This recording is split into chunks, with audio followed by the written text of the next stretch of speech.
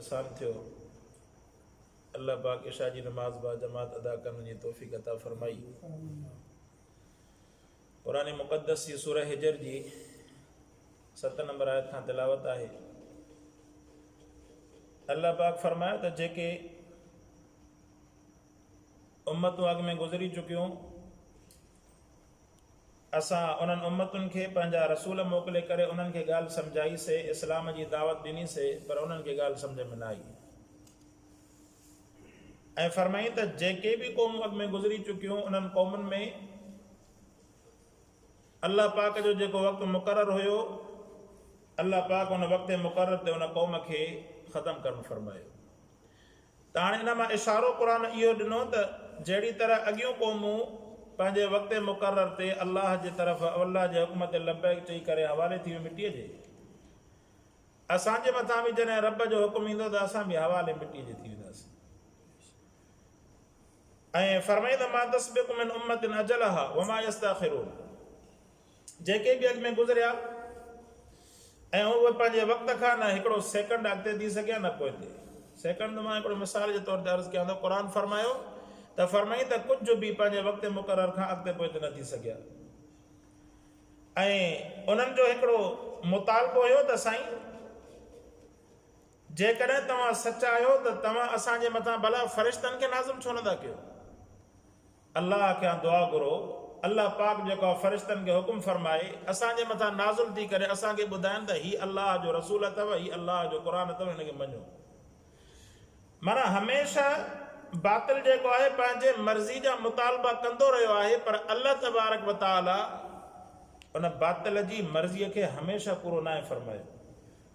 कॾहिं कॾहिं उन्हनि मुतालबो कयो, अल्लाह पाक पंहिंजे हुकुम सां पंहिंजी मर्ज़ीअ सां उन्हनि जे मुताबिक़ मौजज़ो नाज़िल फरमायो। हाणे उन्हनि ईमान न आंदो त पोइ जेको आहे उन्हनि जे मथां मोहर लॻी वई। जीअं मिना जे मक़ाम ते उन्हनि जेका रसूल सल्लल्लाहु अलैहि वसल्लम खे गुज़ारिश कई त साईं अवां जेको आहे सिज खे बटुकर करे ॾेखारियो त असां तव्हांखे न बि मञींदासीं। जॾहिं अल्लाह पाक रसूल सल्लल्लाहु अलैहि वसल्लम जे हथनि मुबारकनि ते साईं जन इशारो करणु फरमायो, चंड जेको आहे बटुकर थी करे किरी पियो। त बजाए इन जे जो इन जे मथां ईमान आणनि, रहंदो पंहिंजे अखियुनि खे माइटनि पिया चवनि पिया त हीउ त को खुलियल जादू आहे। मतिलबु उन्हनि जेका न मञण वारी ॻाल्हि न मञणी ही सो न मञी। त अहिड़ो मुतालबो कयूं, चयूं त असां वटि फ़रिश्ता अचनि, उहे अची करे ॿुधाइनि त हीउ अल्लाह जो रसूल अथव। अल्लाह पाक फरमायो त मा नुनज़्ज़िलुल मलाइकत इल्ला बिल हक़, असां जॾहिं फ़रिश्तनि खे नाज़िल फरमाईंदा आहियूं त पोइ उहो पंहिंजे हुकुम जे मुताबिक़ नाज़िल कंदा आहियूं। ऐं जॾहिं उहो हुकुम अची वेंदो आहे त उन हुकुम जे अचण खां बाद में इंसान खे ज़र्रे बराबरि बि मोहलत न आहे मिलंदी। ऐं उहा मोहलत इंसान जे लाइ हिकु लम्हे जी बि थी सघे थी, हिकिड़े ॾींहं जी बि थी सघे थी। जेको वक़्तु मुक़ररु इंसान जे लाइ लिखिजी चुको, अल्लाह पाक उन वक़्त मुक़ररु खां अॻिते जेको आहे इंसान खे कंहिं बि क़िस्म जी मोहलत न ॾींदो। फरमाई त मा नुनज़्ज़िलुल मलाइकत, असां फ़रिश्ता नाज़िल कंदा आहियूं। कॾहिं इहे फ़रिश्ता अल्लाह जी वही खणी ईंदा आहिनि, कॾहिं इहे फ़रिश्ता अल्लाह जो अज़ाब खणी ईंदा आहिनि। वही अॻ में खणी आया, इनखे मञणो अथव त मञो इन ॻाल्हि खे, नथव मञणो जॾहिं अल्लाह पाक फ़रिश्ता नाज़िल फरमाईंदो अज़ाब जा, फरमाई त वमा कानू इदम मुनज़रीन, उन वक़्त में इन्हनि शख़्सनि खे कंहिं बि क़िस्म जी मोहलत न मिलंदी। ऐं अल्लाह पाक इहा मोहलत वारी जाइ ॻाल्हाए करे इंसान ज़ात खे ॿुधायो, इंसान तुंहिंजे वक़्त मुक़ररु जी बि तोखे ख़बर न आहे, अल्लाह खे ख़बर आहे। हाणे जॾहिं तोखे ख़बर न आहे त इंसान तुंहिंजी दुनिया जे अंदरि बेपरवाही करणु, अल्लाह जे हुकुम जे अंदरि तोखे कोताही करणु, सुस्ती करणु, इहे सभु जो सभु ईअं सम्झो त पंहिंजे पाण सां दुश्मनी करण जे बराबरि आहे। पंहिंजे पाण सां दुश्मनी करण जे बराबरि। इन जो मिसाल ईअं आहे न, जेकॾहिं कंहिं माण्हू खे ख़ुदा न ख़ास्ता जेकॾहिं कोर्ट कंहिंखे सज़ा ॾेई छॾे त बाबा हिन शख़्स खे फांसी ईंदी, त उहो ॾिसो त उन ॾींहं खां अॻु में असीं ज़िक्र तिलावतूं बि शुरू कंदो, तव्हां कैदियुनि जा हाल अहिवाल पुछंदा न त तव्हांखे ख़बर पवंदी त उहे जेके आहिनि ज़िक्र तिलावतूं बि शुरू कंदो, रोअणु शुरू कंदो, माफ़ी वठणु शुरू कंदो, खाइणु पीअणु हुनखे न वणंदो, रोज़ा रखणु शुरू कंदो त वञा थो अलाह ॾे फलाणे ॾींहं ते मूंखे फांसी अचणी आहे, वञा त वॾो हिकिड़ो पीरान पीर बुज़ुर्ग थी करे अलाह जे तरफ़ वञा। इंसान इहो सोचींदो आहे कोन सोचींदो आहे? जंहिंजे मथां इहा फांसी ईंदी आहे न, फांसी जो जंहिंजे मथां आर्डर हूंदो आहे न, घणो करे त असां इहो ई ॿुधो आहे त उहे जेके आहिनि वॾा अचे क़ुरान पढ़णु शुरू कंदा आहिनि, वॾा ज़िक्र अज़कार अलाह खे यादि कंदा आहिनि। ऐं सुठी ॻाल्हि आहे, इला माशाअल्लाह जेकॾहिं को इन वक़्त में बि जेकॾहिं रब खे यादि न करे त पोइ इन ताईं निभागो चइबो। इहा बि सुठी ॻाल्हि आहे जो जेकॾहिं को अलाह ॾे वञे थो त हुनजी तयारी करे वञे थो दुनिया जी, इन जे अंदरि को ऐब बि न आहे। पर हिकिड़ी इंसान खे मतिलबु यकीन थो थिए न उन वक़्त में। हीअं असांखे यकीन कहिड़ो आहे, कंहिंखे यकीन आहे त इंसान जेको आहे पंहिंजी ज़िंदगी सुभाणे वारो ॾींहुं हयात हूंदो या महीनो हयात हूंदो, पर असांजूं सदूं ऐं उमीदूं ॾिसो सालनि जा प्रोग्राम ठाहियूं था, पर अल्लाह तबारक व तआला जे हुक्म ते, रब जे क़ुरान ते, इस्लाम ते यकीन न आहे। जो असांखे यकीन हुजे त मुमकिन आहे राति में साहु निकिरी वञे त पोइ असां इन हाल में अल्लाह जी कोरट में छा हिसाब ॾींदासीं। इहो यकीन हुजे त इंसान जो ईअं सम्झो त आराम ई हराम थी वेंदो। पर अल्लाह फरमायो त फरमाई तव्हांखे असां मोहलत न ॾींदासीं। इन्ना नहनु नज़्ज़लना ज़िक्र व इन्ना लहू लहाफ़िज़ून। हाणे फरमाई त असां इन क़ुरान खे इनखे नाज़िल बि असां कयोसीं, इन क़ुरान जी हिफ़ाज़त जो ज़िम्मेदारी बि अल्लाह जे मथां आहे। अल्लाह तबारक व तआला इन क़ुरान जी हिफ़ाज़त जी ज़िम्मेदारी कंहिं फ़ौज जे हवाले न कई।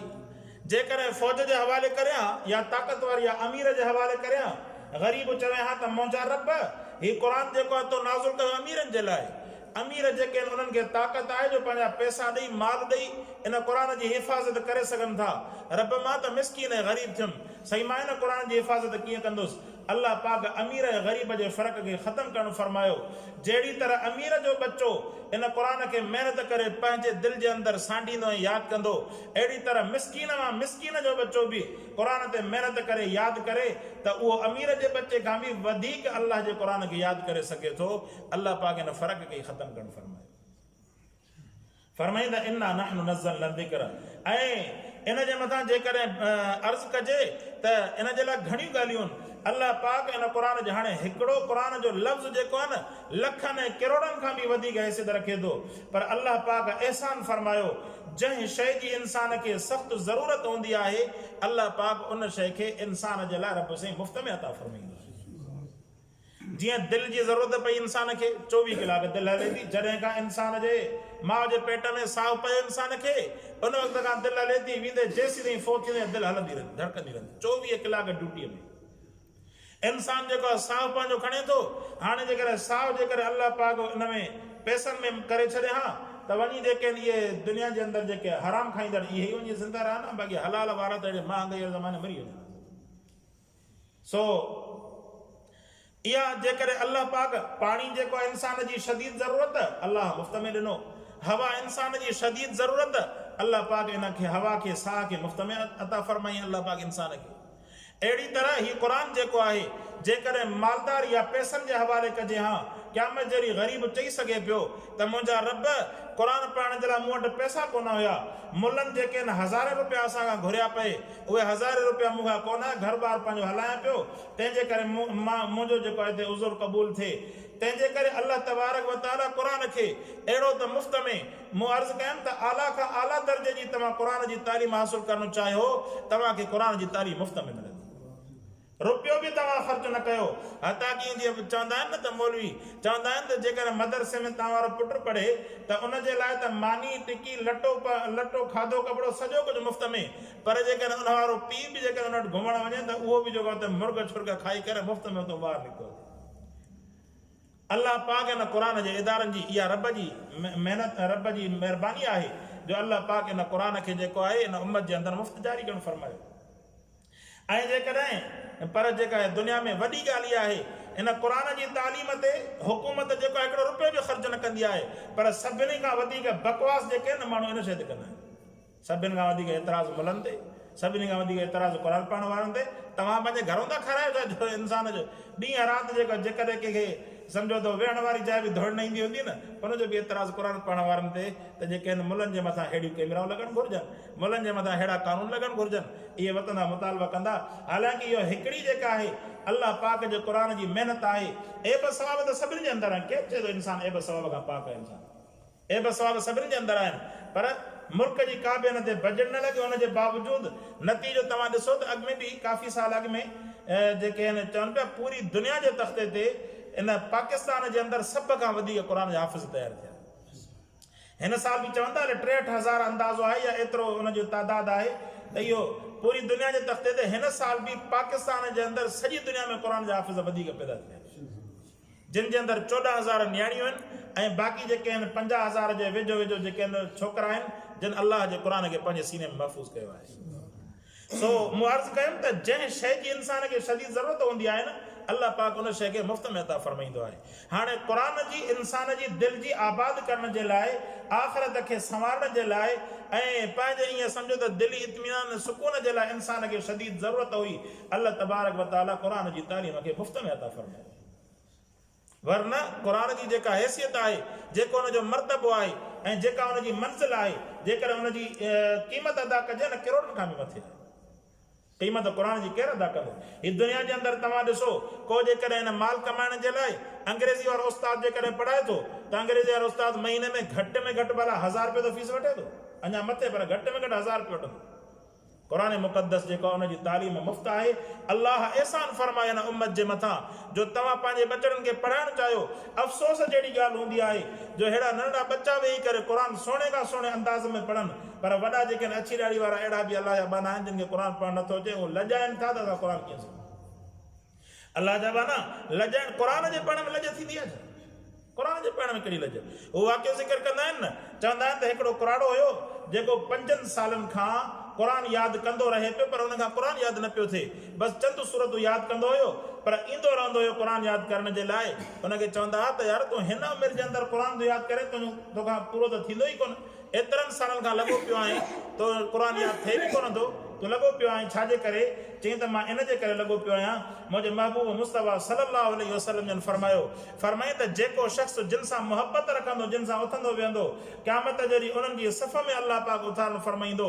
मां क़ुर वारनि सां उथां वेहां थो, इन्हनि शागिर्दनि सां उथां वेहां थो, त अल्लाह पाक में उमेद आहे त जॾहिं मां इन हालत में मरी वेंदुसि, क़यामत जहिड़ी रब मूंखे क़ुर पढ़ंदड़नि जी सफ़ में उथारण फरमाईंदो। वॾी नेमत आहे क़ुर पढ़णु। सो अल्लाह फरमाए त इन्ना नहनु नज़्ज़लना ज़िक्र, ऐं इन जी जेकॾहिं हिफ़ाज़त कराए थो, इहो हाफ़िज़ जी इन जो दिलि जो कमाल न आहे, असांजो कमाल न आहे त क़ुर असांखे यादि आहे। इहो रब जो कमाल आहे जो अल्लाह पाक इन्हनि सीननि मां इन हाफ़िज़ जे सीने खे चूंडणु फरमायो, जो ॿिया सीना इन्हनि शयुनि खां ख़ाली रहिया। इन सीने में अल्लाह तबारक व तआला क़ुर मुक़द्दस खे महफ़ूज़ करणु फरमायो। ऐं पाण सां जन फरमायो जंहिं सीने जे अंदरि अल्लाह जो क़ुर महफ़ूज़ आहे, इन सीने जे मथां जहन्नम जी बाहि हराम आहे। इन्ना नहनु नज़्ज़लना ज़िक्र, फरमाई त इन क़ुर खे नाज़िल बि असां कयोसीं ऐं इन जी हिफ़ाज़त जी ज़िमेदारी बि असांजे मथां। पूरी दुनिया, पाण सल्लल्लाहु अलैहि वसल्लम जन फरमाई त जेकर दुनिया क़ुर खे ही अहिड़ी शइ आहे, दुनिया इन क़ुर खे धोइणु चाहे त धोई नथी सघे, जेकर इन खे साड़णु चाहे त साड़े नथी सघे। वधि में वधि हिकिड़े नुस्ख़े जे मथां को काफ़िर जेकर हिमत कंदो पंहिंजी जाइ ते, पर दुनिया जे अंदरि, पूरी दुनिया जे अंदरि करोड़नि जी तादाद में क़ुर जा हाफ़िज़ मौजूदु आहिनि, जिन जे सीने में अल्लाह पाक इन क़ुर जी हिफ़ाज़त जो ज़िम्मो रब जे मथां रखणु फरमाए। सो इहो अल्लाह पाक जो एहसान आहे जो अल्लाह पाक इन क़ुर खे ज़िम्मो पंहिंजे मथां खणणु फरमाई। हालांकि तातारियुनि जे ज़माने में चवनि पिया क़ुर जा नुस्ख़ा जेके आहिनि इन में दरिया में वहाया विया, जो दरिया जी जेका आहे उहो पाणी मस सां कारो थी वियो, पर उन जे बावजूदि क़ुर 1400 साल गुज़री विया, क़ुर जी अॼु ताईं ज़ेर ज़बर क़ुर जी महफ़ूज़ आहे। इहो अल्लाह जो हिन उम्मत जे मथां एहसान आहे। पाण सल्लल्लाहु अलैहि वसल्लम जिन हिन दुनिया में न रहिया, अल्लाह पाक रसूल सल्लल्लाहु अलैहि वसल्लम जिन जे मथां जेको क़ुर नाज़िल फरमाए मौजिज़े जी सूरत में, इन जी हिफ़ाज़त जी ज़िमेदारी अल्लाह पाक क़यामत ताईं पंहिंजे मथां खणणु फरमाई। ॼण त ही उहो ई क़ुर मौजूदु आहे जंहिंखे साईं पंहिंजी ज़बान मुबारक सां मके जे अंदरि बि पढ़ंदा हुआ, मदीने जे अंदरि बि पढ़ंदा हुआ, ताइफ़ में बि रसूल सल्लल्लाहु अलैहि वसल्लम जन इन ई क़ुर खे पंहिंजी ज़बान ते पढ़ंदा हुआ।